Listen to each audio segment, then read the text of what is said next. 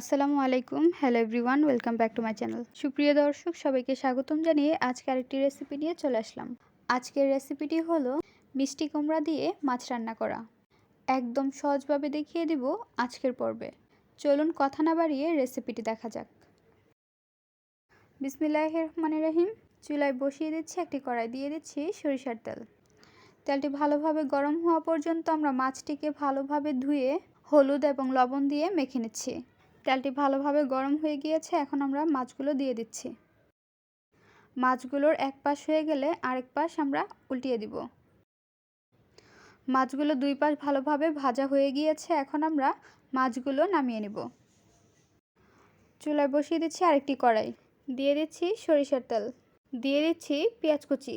এখানে আমরা 3টি পেঁয়াজ কুচি করে নিয়েছি। এখন এর মধ্যে দিয়ে দিব হলুদের গুঁড়ো 1 চা চামচ, গুঁড়ো মরিচের গুঁড়ো 1.5 টেবিল চামচ, হাফ টেবিল চামচ ধনিয়ার গুঁড়ো। এখন ভালোভাবে নেড়ে চেড়ে নিতে হবে। মশলাটি যেন না পুড়ে যায় সেজন্য আমরা দিয়ে দিচ্ছি অল্প একটু পানি। দিয়ে দিব স্বাদ অনুযায়ী লবণ, 1.5 টেবিল চামচ লবণ দিয়ে আমরা ভালোভাবে নাড়াচাড়া করে নেব। আমরা আরেকটু পানি দিয়ে দিচ্ছি। মশলাটিকে ভালোভাবে কষিয়ে নিতে হবে। মশলাটি ভালোভাবে কষানো হয়ে গিয়েছে, চারপাশে তেল উঠে আসছে। এখন আমরা এর মধ্যে দিয়ে দিচ্ছি মিষ্টি কুমড়া। মিষ্টি কুমড়া আমরা ভালোভাবে ধুয়ে কেটে নিয়েছি। এখন মশলার সঙ্গে চামচ বা খুন্তির সাহায্যে নেড়েচেড়ে মিক্সড করে নিচ্ছি। নেড়েচেড়ে নেওয়ার পর আমরা ঢেকে রেখে দিয়েছিলাম 4 থেকে 5 মিনিটের জন্য। 5 মিনিট পর ঢাকনাটি উঠিয়ে আমরা আবারও ভালোভাবে নেড়েচেড়ে নিচ্ছি। উল্টিয়ে পাল্টিয়ে নেড়েচেড়ে নেওয়ার পর আবারও আমরা ঢেকে রেখে দেব 3 মিনিটের জন্য। চলে আসলাম 3 মিনিট পর। এর মধ্যে আমরা দিয়ে দিচ্ছি কাঁচামরিচের ফালি। এখানে আমরা 6 থেকে 7টি কাঁচামরিচ ফালি করে নিয়েছি। নেড়েচেড়ে নেওয়ার পর এর মধ্যে আমরা দিয়ে দিব জিরে গুঁড়ো 1 টেবিল চামচ। মিষ্টি কুমড়াটি ভালোভাবে কষিয়ে নেওয়ার পর এর মধ্যে আমরা দিয়ে দিব পানি।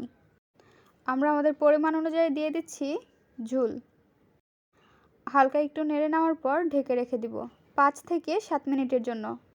চলে আসলাম 7 মিনিট পর। ঢাকনাটি উঠিয়ে আমরা ভালোভাবে নেড়েচেড়ে নিচ্ছি। নেড়েচেড়ে নেওয়ার পর এর মধ্যে আমরা দিয়ে দিব ভেজে রাখা মাছ। এক এক করে সবগুলো মাছ আমরা দিয়ে দিচ্ছি। এখন ঢেকে রেখে দেব 5 মিনিটের জন্য। ঢাকনাটি উঠিয়ে নিচ্ছি।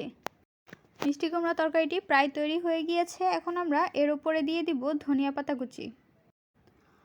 1 থেকে 2 মিনিট পর আমরা চুলাটি অফ করে দিব। তৈরি হয়ে গেল মিষ্টি কুমড়া দিয়ে মাছের তরকারি। এই রেসিপিটি ব্যাচেলার স্পেশাল। একদম সহজে এই রেসিপিটি তৈরি করে নেওয়া যায়। মিষ্টি কুমড়া রেসিপিটি আপনাদের কাছে কেমন লেগেছে তা অবশ্যই জানিয়ে দেবেন কমেন্টের মাধ্যমে। ভিডিওটি যদি ভালো লাগে অবশ্যই একটি লাইক করে দেবেন। আমাদের চ্যানেলে আরও মজার রেসিপি পেতে সাবস্ক্রাইব করতে ভুলবেন না। আজকের পর্বে আমরা এখানেই বিদায় নিচ্ছি গাইস। আসসালামু আলাইকুম, ভালো থাকবেন সবাই।